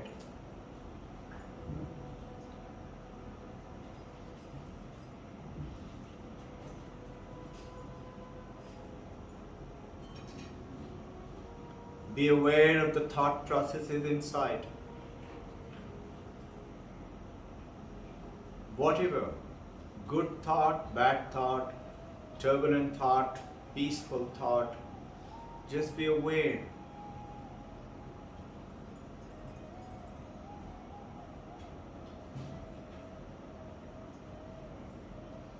Shift your awareness to the top of the head. Feel aware of the top of the head.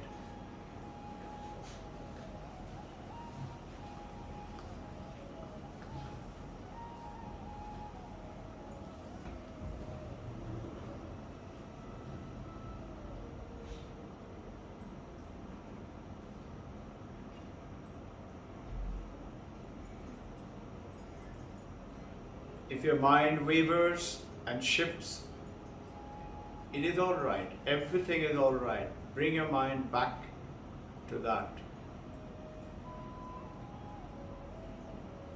Top of the head.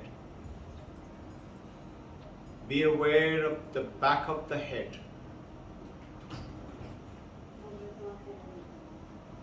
Only the back of the head. If your mind is shifting, it's all right.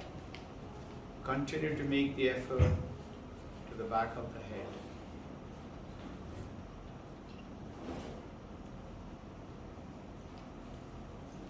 Be aware of your face. A pleasant face, gentle smile.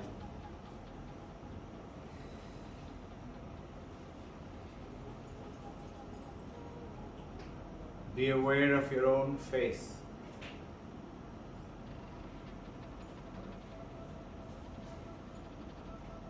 Be aware of your neck, breathing gently, not realizing it.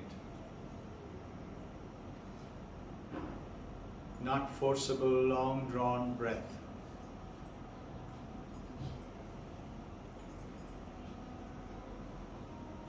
Relax the neck, the shoulder. Be aware of the shoulder and the neck.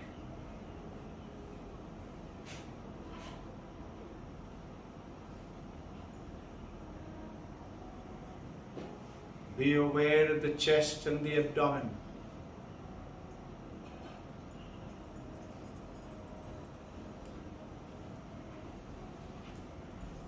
Be aware of your legs, your feet.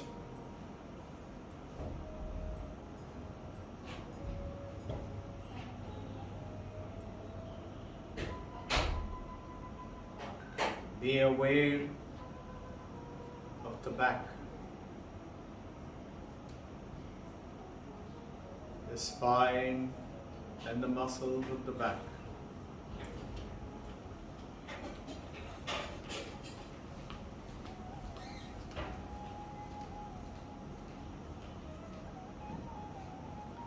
Be aware of the seat of your body, bottom touching the ground, the cushion, the chair, the asana.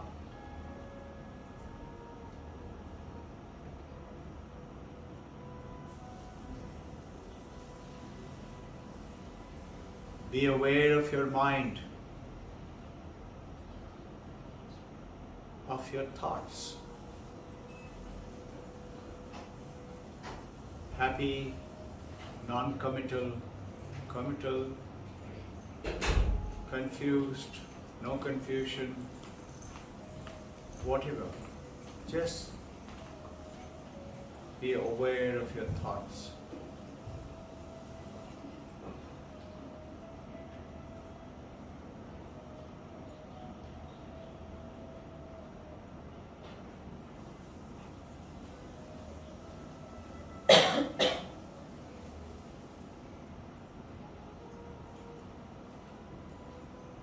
Be aware of your entire body, your posture.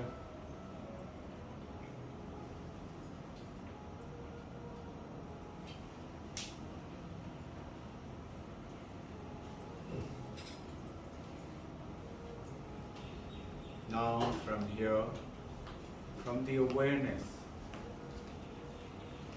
we'll continue through the gentle breathing.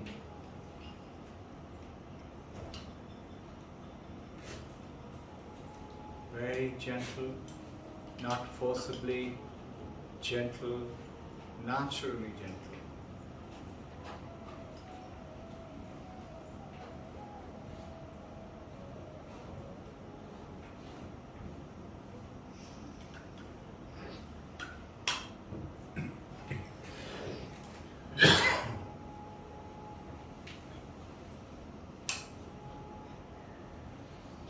Be aware of this room.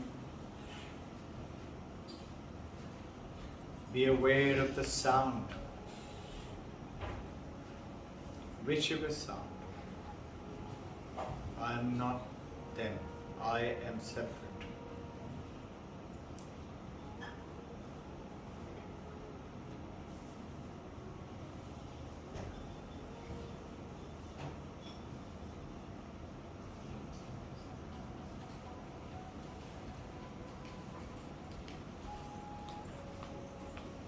Starting with Mandukya meditation, as we chant silently, Om is A, U and M. A is the waking state, as we are now. U is visualizing, imagining the sleep, dream sleep state.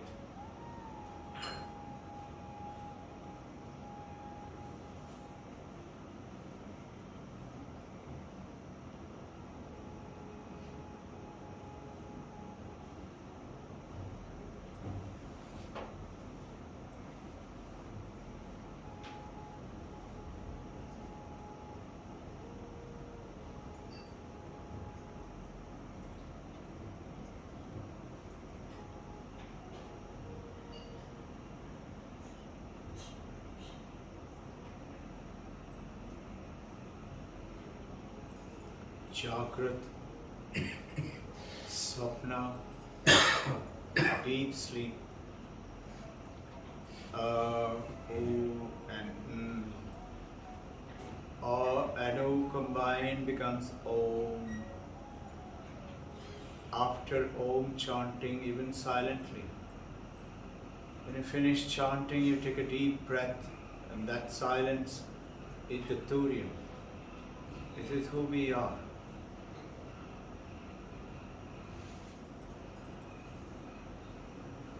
Let us start silently. Focus attention between the eyebrows. Whole body I am aware of, shifting my awareness to Om. In the forehead, visualizing the light and chanting.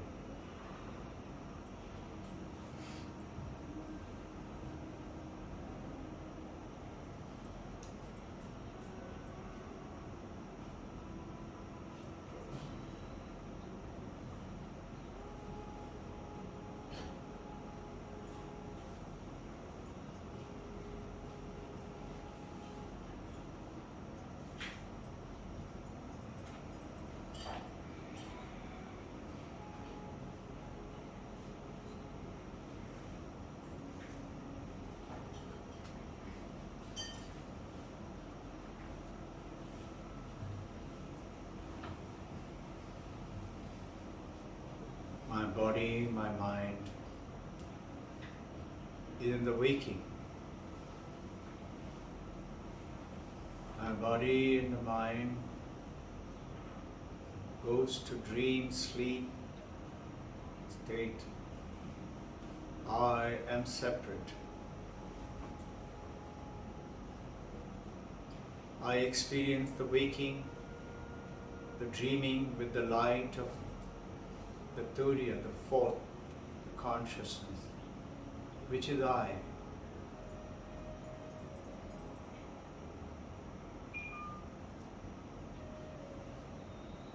See the brilliance of light in the forehead, the light of the consciousness as you become aware.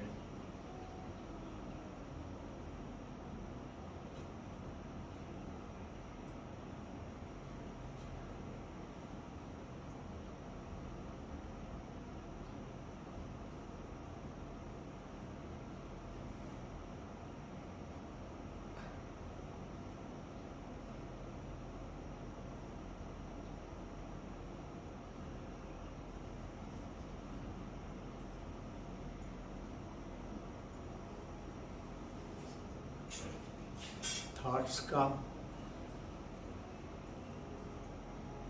whichever thoughts, let it come.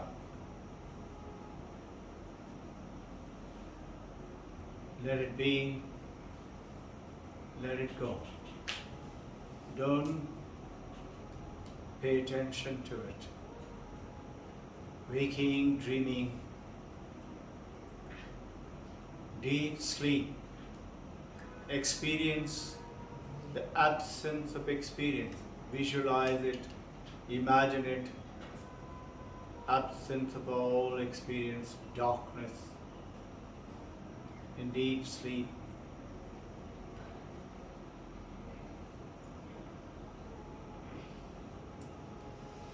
The consciousness, imagine, visualize, is in a tiny seed form, experiencing the absence of experience in deep sleep. The blankness, experiencing the blankness.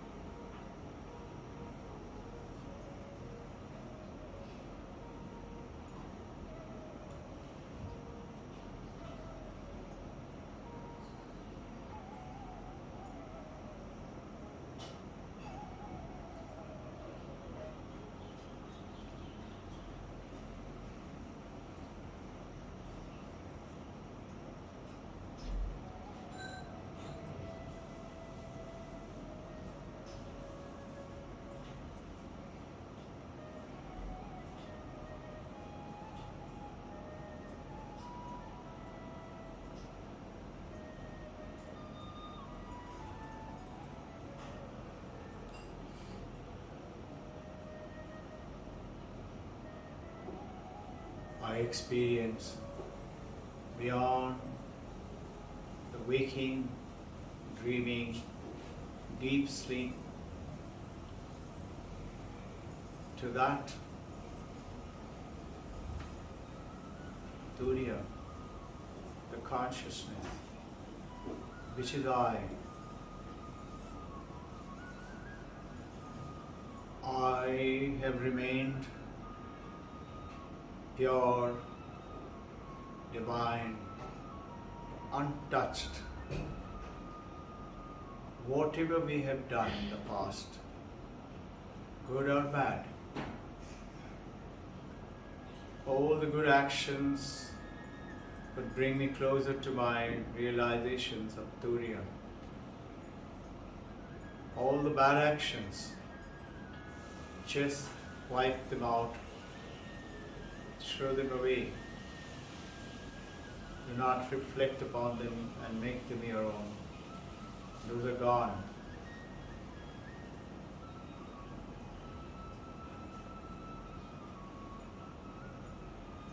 Divine light of the Turiya is the consciousness. It's like the sunlight, lighting up my moon and my mind and my body like the moon lights up with the sun.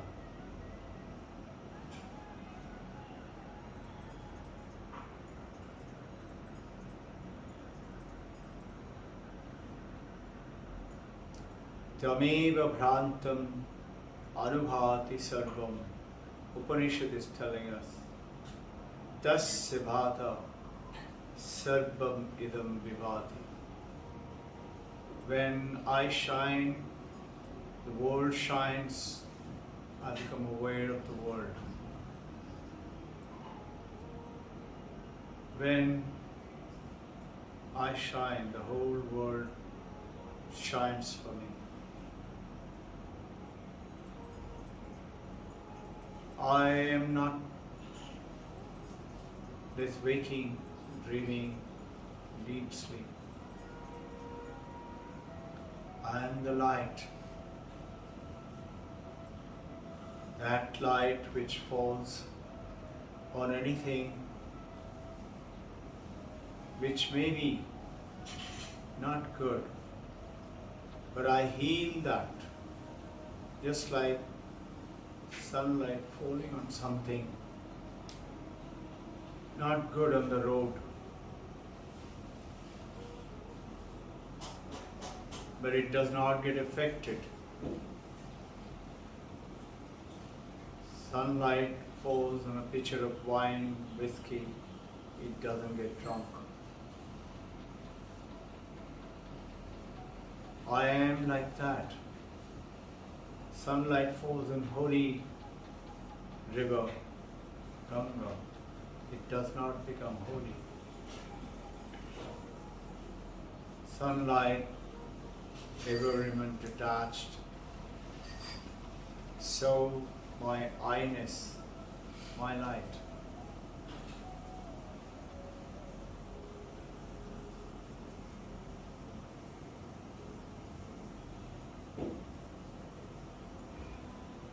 Body is changing, growing and aging. But I have remained unchanged. I am not the body.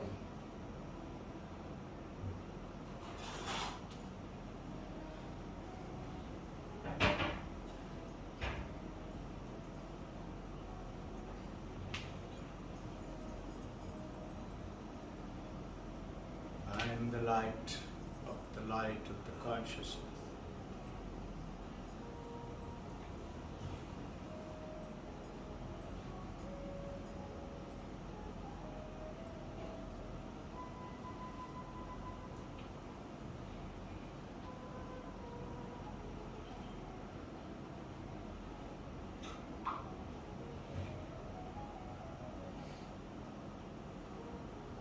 I can experience my mind being an object with my light of consciousness.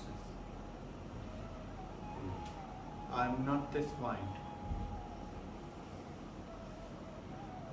I use it for my memory, for my ego, for understanding with intellect,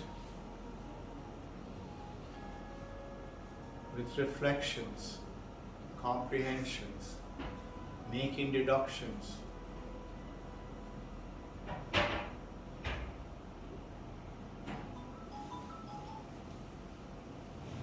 But I remain untouched with the joy state or sad state, suffering of body of the mind or not suffering of the body of the mind. I am ever detached and I am the same at the supreme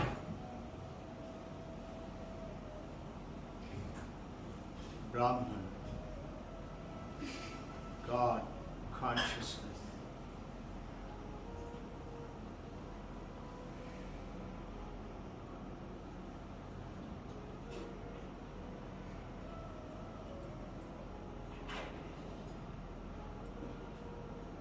This Brahman consciousness is in everything, has created everything in the universe. But my universe is mine only because of my consciousness. If I am unconscious, this world vanishes for me. I'm aware because of my consciousness, experiencing the object.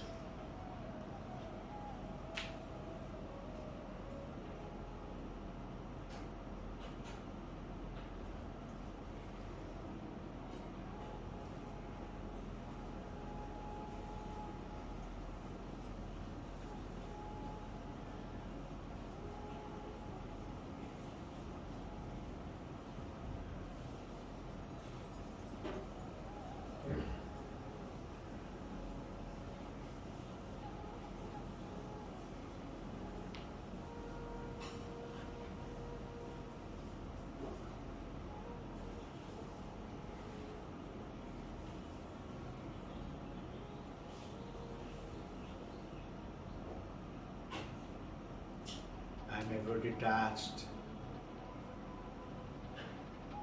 I am that consciousness, that light which is in everyone, everything,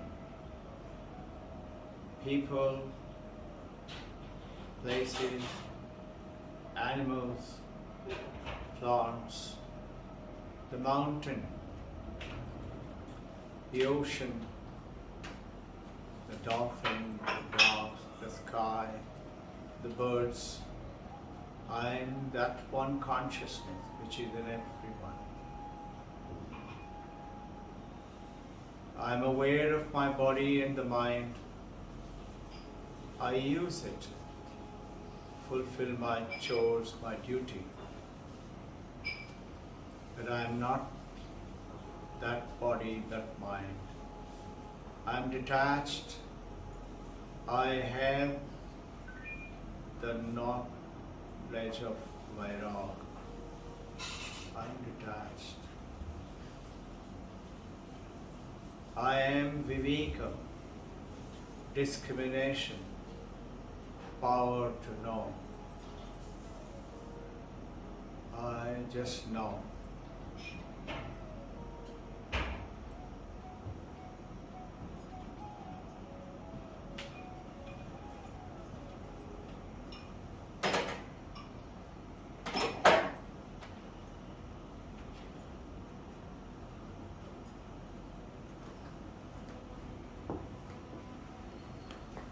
Body may age, body may be sick, body may be happy and joyful.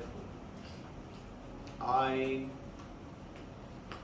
experienced them, but I am not them.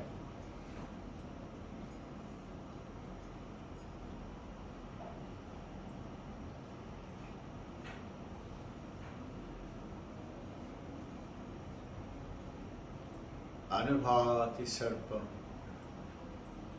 I feel that consciousness in everyone.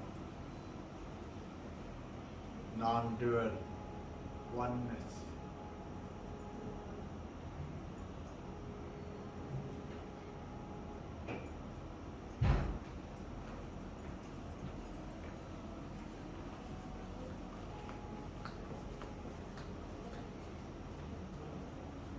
I love, worship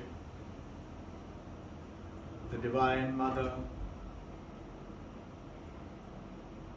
the gods and goddesses, Brahma, Vishnu, Maheshwara, Babaji. I worship and seek blessings and help from my gurus, but we are all one consciousness. I am in the journey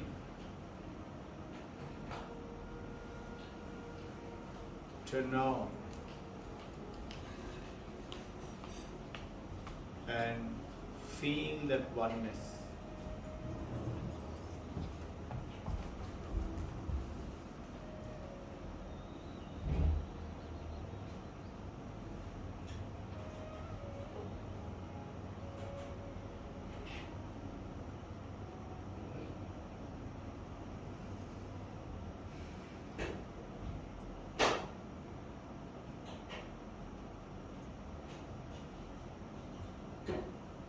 This consciousness, this light was always there.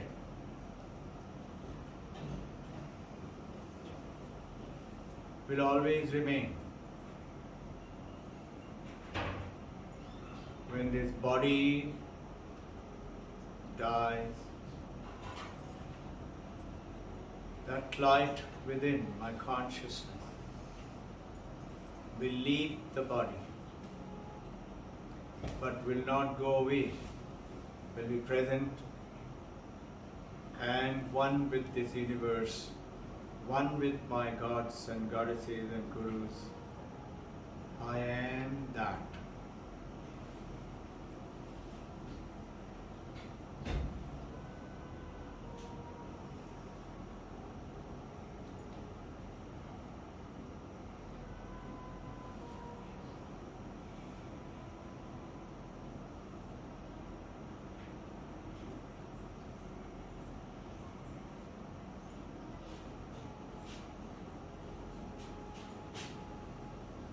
I experience changes in my mind, but I have discrimination, knowing that the true I is always blissful. I am in my journey to know that.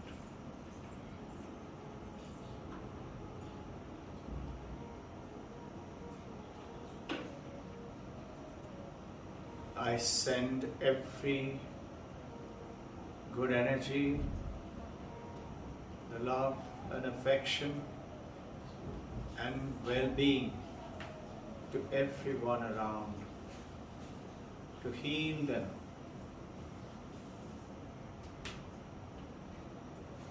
to make them lead a better life, or to things, the furniture, the objects around, to exist better.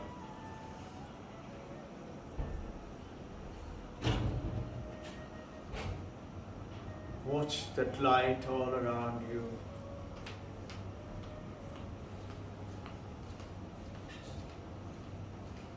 Be that light.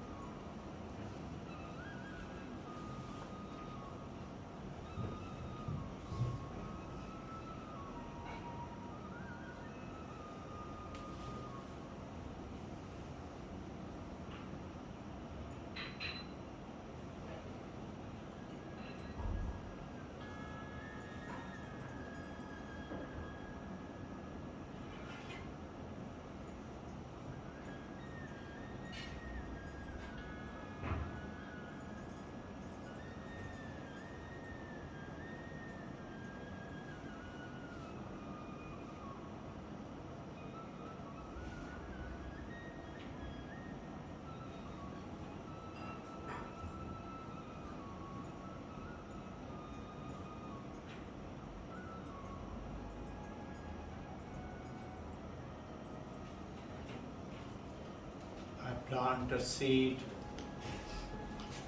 in this light of perfection.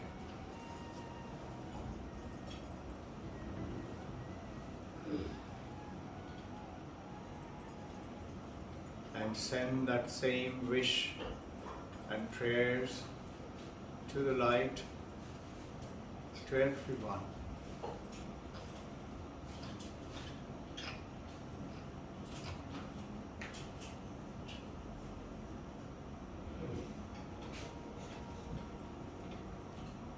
May you always be joyful and blissful, everyone, and know when it is not strife and struggle. It is not me.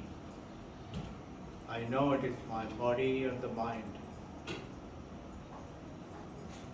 but it's not I. By not knowing, I suffer. When I know, the suffering reduces. It gets healed by the power of the consciousness and not get disturbed by the body and the mind.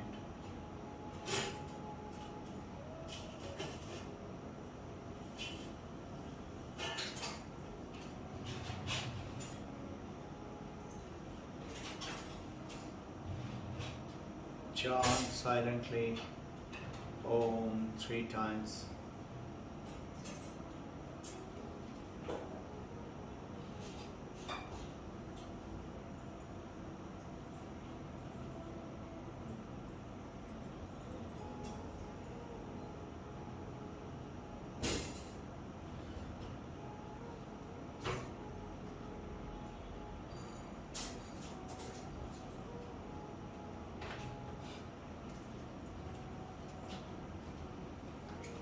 Send a prayer for everyone, especially the mothers of this universe and the mothers around us, with a prayer to the Supreme Chaitanya.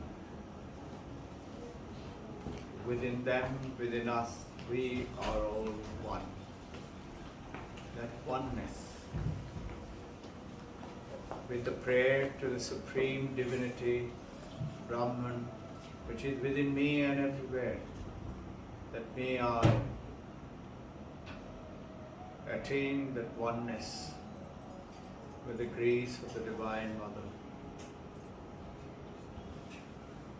Brahman. Check. You may, when you wish to open your eyes, and rub your palm